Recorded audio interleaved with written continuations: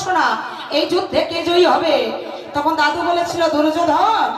আচ্ছা ঠিক আছে, তুমি যখন এত বড় কথা আমায় বললে, তাহলে এক কাজ করো, তুমি রাত্রি 12টার পরে তোমার স্ত্রী ভানুমতিকে আমার কাছে পাঠিয়ে দিও, আর আমি ধ্যানে যোগে বসে তোমার স্ত্রী ভানুমতিকে আশীর্বাদ করব, করলে আমি বলে দেবো এই যুদ্ধে কারা জয়ী। আমি এই যুদ্ধে বলে দেবো এই যুদ্ধে কারা জয়ী হবে, আমি আশীর্বাদ করবো, আর করলে এই যুদ্ধে তোমরাই জয়ী হয়ে যাবে। আমার যেই না বলেছে আর আনন্দ কি ধরে বাবা।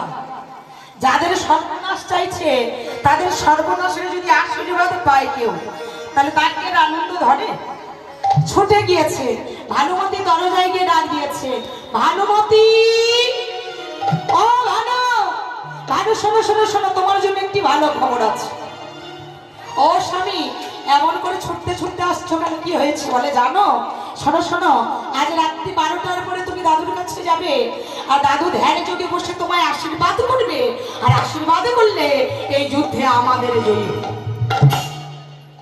ওমা যেই না বলেছে ভানুমতি রাগ হয়েছে, জানে, চিৎকার করে বলে উঠেছিল, অপদার্থের মতো কথা বলো, মানে এখনো তুমি অজ্ঞান হয়ে আছো, তুমি বুঝবে কবে? তোমার দাদু এখনো বিবাহ করলো না, আর রাত্রি 12টার পরে